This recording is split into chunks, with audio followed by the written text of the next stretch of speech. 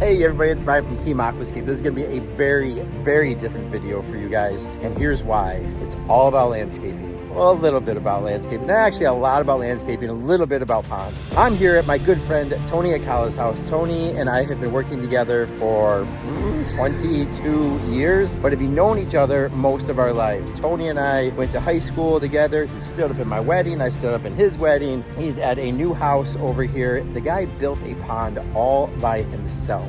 How? I have no idea. Literally got the 9-10 tons of boulders delivered to his driveway, dug the hole by hand, moved all the rocks by hand. It's something as a pond builder I would never want to do. All by myself? Like, no way. But the guy did it. This is my first time visiting his new pond, and I'm here to help him landscape the thing because I know the landscaping is gonna take it to a whole nother level. And so this is gonna be fun. How to properly landscape a backyard pond. Here we go. Tony, say hi. What an awesome host. And actually, this is exactly what I was picturing. I wanted to come back here, just kind of take it all in, generate some ideas from where he sits the most. And so this is so important. Whether I'm designing a pond, designing the landscape, I want to know how they're using the backyard. And he said he sits here, Beyonce sits over here, or vice versa. It doesn't really matter, but this is the area they love to sit the most. And this is where I would sit. Every single day I would come home, I'd want to sit as close to the pond as possible. You can see how he did such a great job of pulling that pond in here. Lucy, get out of the way. Good girl. So we've got all kinds of ideas, but I think we should start with how we're gonna use the existing beautiful living space he's created out here and really take this pond to the next level. He's got a gorgeous patio out here, all these different living areas. This is a really cool outdoor dining area. I love the fact that he's got these swivel chairs because there's no way with a waterfall behind you, you could be facing this way. You constantly wanna be swiveling around over here. After dinner, you come over here for your after dinner drinks, sit down in this cozy area. I love the umbrella, super cozy. I'd probably be taking a nap in this area here. And then you've got the after dinner drinks down by the fire pit. This area is great. We got all kinds of different seating areas. Everything faces towards that waterfall. And then you've done what I do with so many of our customers, like party here, but still 90% of the time, it's the two of you. And you've got this little intimate area that sits right up by the pond. The one thing I forgot to show you is there's also that view from inside. So we got our kitchen window, we've got our dining room window. We also want to think about the landscape from here. And the first thing I noticed when I walked out this back door here was how much traffic I see. Like, it's crazy. We've got a school over here. We've got a busy road over there. I must have seen 15 head kind of bop up and down along this fence over here. The thing that I would have to do if it were my own is block all that off. In fact, there goes a bike rider. It's ruining the whole vibe. It's killing me. Not that I don't like his get up, the helmet and the red shorts and everything, but we got to block that off. So we're going to need some height back in here. The other thing I noticed, what's kind of great is we got some borrowed views. So if we look across the street, we've got some linden trees back there. There's a big maple back over in there. I see a white pine starting to put on some growth. The neighbor over here has got an autumn blaze maple. That thing's going to get bigger and bigger. So I want to take into consideration some of the borrowed views. Even this locust tree over here. Tony, I think you said there was a big evergreen that sat here before. Now that that evergreen's gone, that thing's really going to start spreading out and create more of an intimate space. So the thing I want to try to do with the landscape is try to really create an intimate space, block off some of this traffic, and really just take this thing to the next level. Come on, here's what I'm thinking.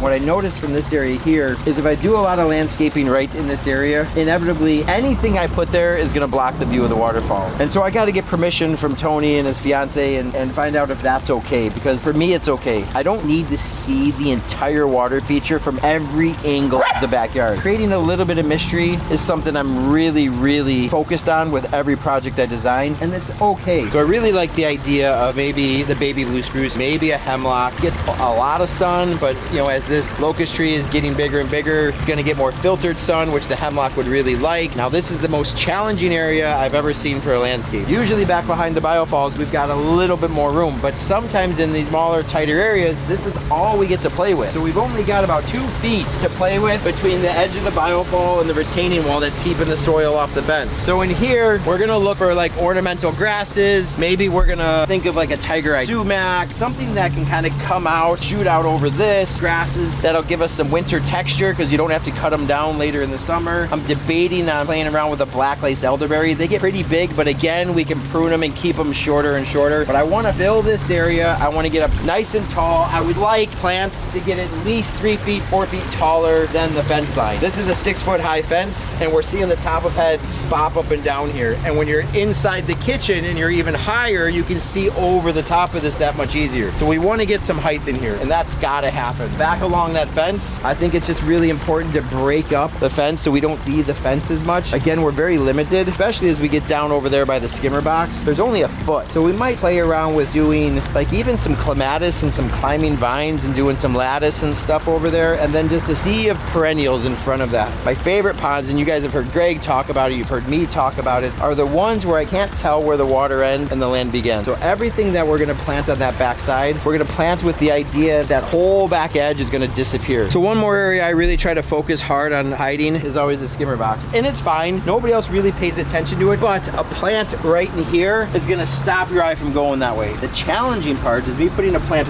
right here makes it very difficult for Tony to get over here and maintain the skimmer. If I could put the plant here with a little bit of height and he can sneak behind that plant to get it, we'll still block the view of that skimmer. Maybe then come in with something a little lower that can creep over this. There's so many plants that we call like steppables that can handle the occasional foot traffic. So we're probably going to look for something he can actually step on right here. And then over here, we'll get something that kind of comes over the top of this. Think of like a, right now the only plant that's coming to mind is like a hosta. So if I can put a hosta right here and the leaves fall on top of this, I can still push those leaves back, get inside of my skimmer box and easily maintain it. Last thing we got to think about, and this is something that I know Greg is super passionate about, is the aquatic plant. Now Tony, you're killing it with the lilies. You got 3 lilies in here. I noticed you got a tropical. The tropicals are always the ones with kind of the serrated edges. You've got a Detective Erica, which is a new hybrid. At times you said you've had 3 flowers on that thing, and then you've got a Juan Visa over here that'll fill in quite a bit of space. So I think you're good on lilies because this is the first year and you're already seeing some major growth on them. I also really like this area, and what I really want you to do in this space here, because it started happening, you've got like this curve that comes back like this, and then it starts coming out this way. If I want to try to accentuate this curve, normally I would try to do it with a rock. If you've already got the big rocks here though, and we're not going to move them out to here, by taking plants like a variegated sweet flag or Japanese iris here,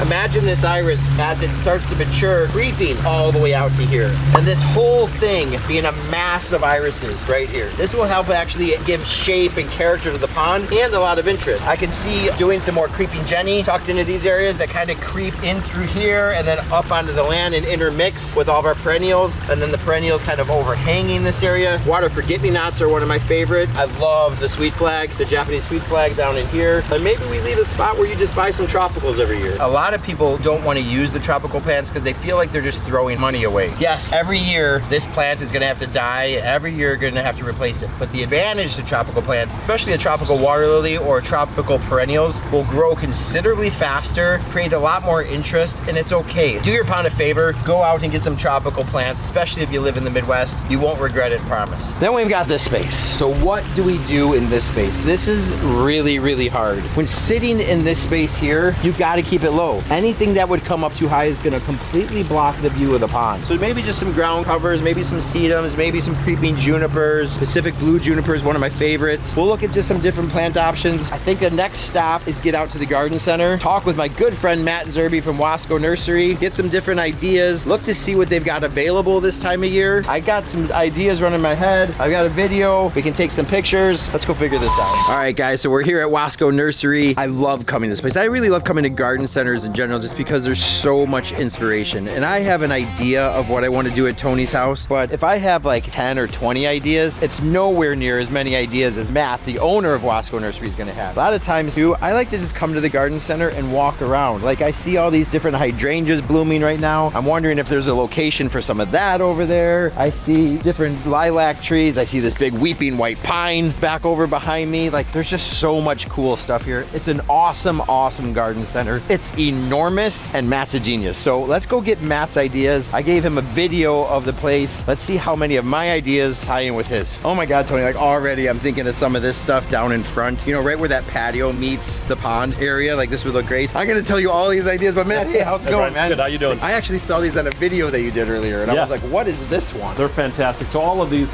like these are gonna do great along along the pond edge. So sedum being a succulent, love to grow in and around the rocks. They're great for just kind of that natural feel, just so you don't see the pond edge everywhere. So I love using that kind of stuff. I got the video that you sent over, so I've got a handful of ideas, but we can walk around, well, let's go look at a few things. Yeah. And yeah, let's go. We'll go from there. I'm super curious on the plants you're thinking for behind the waterfall, because you know as well as I know there's very, very limited space back there. My idea is that I want to get some height back there to just sort of soften the corner of the fence behind, but with that limited amount of soil in there, we need to get some height, but we don't have a whole lot of room for a big root ball. So I was thinking about a plant called black lace elderberry. Oh, genius!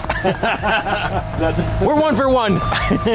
Well, it's a great plant for its really interesting texture because it has that lacy leaf, you know, which we'll look at, but it also does give you that height. It's sort of even like a Japanese maple substitute, because not every spot we can work a Japanese maple in, and maybe in a few areas around here they're not super hardy, right? Where the black lace elderberry is tough as nails, and it actually responds really well to that sort of rejuvenation pruning, or just cutting it off at the ground and letting it grow back. I love this plant. I think those will do really well in there. I think the color will be great. So another super challenging spot was going to be that area to the right of the waterfall. And I really want to just get that area to disappear. I don't want to see the rock. This is challenging because it's got to soften up that big brown fence. And it's also got to grow over the edge. My mind instantly, when I came in and pulled in, I was looking at the grasses over there. So many varieties of grasses, you know, and I lean towards like some of these with the softer textures and stuff. The challenge with these types of grasses, I don't think it's going to give us the height that we're looking for to really soften up that wall. So what were you thinking? So I was thinking maybe switchgrasses. Switchgrasses are going to give you an upright profile, without getting super wide. You know, the other thing about some of the grasses, some of them can get like massively wide, and I don't think you necessarily have the room for that. Some grasses I've actually seen, they run these like, you know, the roots, the rhizomes, whatever, are going through the soil, and it's a lot like bamboo, where it's like a needle running through the soil, and I've actually seen it go right through the line. In our prairies around here, they're gonna have roots that go down 6-8 feet, and they're super drought tolerant, they hold up great, but not a lot of runners or anything like that. But they also are very upright and narrow, so you're not gonna have the billing way over and taking up a ton of room. They only get about 4 to 5 feet high, so tall enough that that'll soften the fence, but not so big that it's gonna be, you know, overtaking the fence or overtaking that area. This one, and you said this one is gonna continue to develop some more of this burgundy as we go later into the season?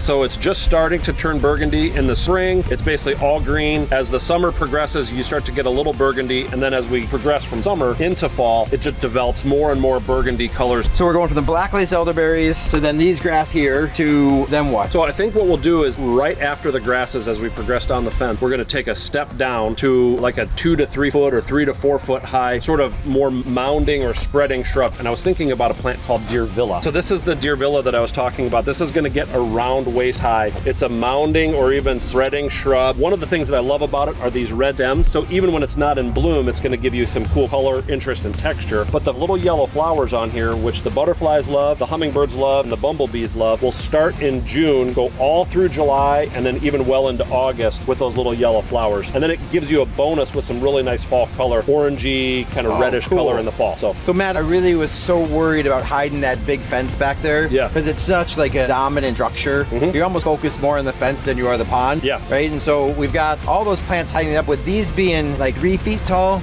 We still have another, you know, 4 feet of fence behind it. Could we do like a clematis or something back behind these? That would work perfect. One of the things about clematis is a weird plant. It likes sun on its top, so the leaves and the flowers and everything like the sun, but the root system likes the shade. So we could put a trellis up against the fence, plant the clematis right on there, and then you can have tons of flowers all throughout the growing season. So we still have that one big signature plant. And so, Tony, if you remember this, it's gonna block the view a little bit of the waterfall, but I still like, even on a small pond, seeing a little mystery, you don't have to see everything from one spot. I was thinking of a hemlock there, but you had a different idea. Well, I mean, I think a hemlock could work, but one of the things I was thinking about is a weeping Alaskan cedar, just because I think it's really going to offer like a wow factor. I think they're a really cool tree. Width-wise, it's only gonna get 8 to 10 feet wide, so it's not gonna take up a ton of space. It's also not overly dense, so you can kind of still see through some of these areas here without it being like this huge whole like block. Can't see anything past it. Tony, I love this one, especially this specific one, because this is a fatter one. Sometimes you see them really columnar and thin and more amoebic. This is like a fat one, and so this thing is going to fill that base. And right now you don't have like a signature plant back there, so let's go with the professional and go with the weeping Alaskan cedar. I think it's a great choice. I think it's going to look awesome right there.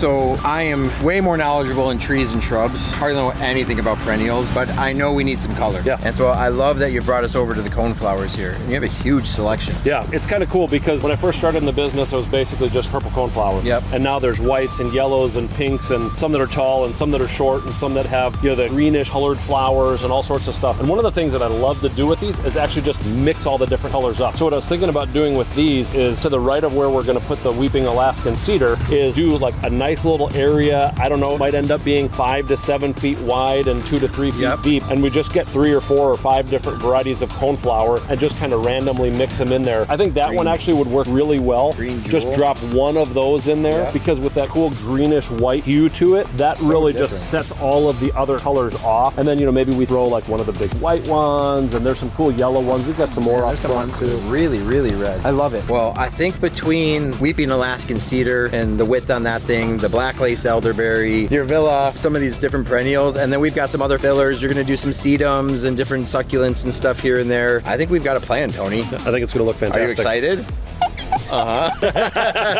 Awesome, this is gonna look great.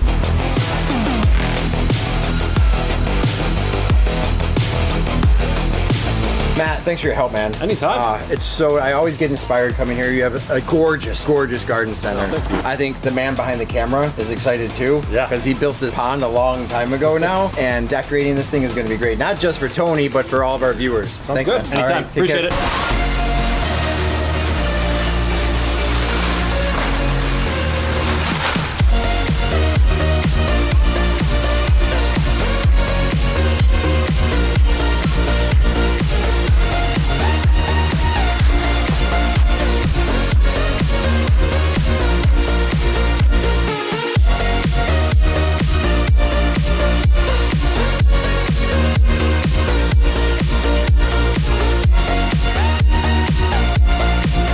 So we're back here at Tony's house. Last time I saw you guys, we were at Wasco Nursery, and it was so much fun to unload all of the plants that we picked out there at Wasco. You could see some of those black lace elderberry in the back corner, the signature weeping Alaskan cedar. You guys remember how much I love those big trees like in the foreground? It's really, as we said before, it's really gonna make that space feel really intimate over there by the fire pit. And then we got all kinds of pops of color. You got some of the cone flowers in here. We got a huge mix, so we get orange flowers and red flowers and yellow flowers and white flowers. We got all kinds of sedums and succulents here in the foreground, keeping it really low. It doesn't look like much now. This is gonna be one of those projects that develop over time. And I think probably made the same mistake that a lot of new gardeners have made and probably planted this stuff a little tight. Some of the black lace elderberry will end up getting actually 6 to even 7 feet tall, 6 to 7 feet wide. The idea though was to block everything that's on the other side of that fence. So I think effortlessly that'll happen. I'm excited to see this come together. We're almost done. We have to mulch it, and then Tony's gonna have to water it because it is the worst time of year to actually be putting plants in. This is also gonna be one of those where I want you guys to really follow along, because year after year after year, like we say so many times, a pond is one thing that'll actually appreciate in value over time. And this thing is just gonna look better and better and better. You know, the last stage is really watering the plants, especially when it's like 95 degrees outside. Not the best time to be planting, but when's the best time to plant a tree? That's right, 100 years ago. Or today, right? So whether it's summer, spring, fall, whatever, get the plants in the ground, just make sure you water them. The bigger point of the whole thing, the whole process was, look at how much different this pond looks now than what it looked like before. Between the trees, the elderberries, the different grasses, even when that clematis over there starts spreading up along that fence, it's just gonna look amazing. All this stuff is gonna fill in and mature and look better and better and better year after year. Well, hey everybody, thanks for watching. It actually really means a lot to us that you watched this all the way through. Hopefully you enjoyed this video. Tell me your favorite part. Did you like the transformation? Because it's pretty epic, right? And for like a little less than $2,000, you can take a very nice pond to an incredible pond. And you guys have to be just as excited as I am when I think about the future of that pond. I mean, those plants we planted in the middle of the summer, 95 degrees outside, worst time to plant ever. And I know Tony's gonna take care of it, and those things are gonna flourish and do better and better and and better. And the one thing we always say is every water feature project we put in the ground actually gains value year after year after year, especially when you landscape it and take care of it and so on and so on. It's one of the very few things you can invest in that will grow and mature over time and actually maintain its worth, if not increase its worth. If you like this video, like, comment, subscribe, tell your friends, tell your family, tell your neighbors, tell your children, get everybody to watch, make it an event, and we'll see you next week. Bye.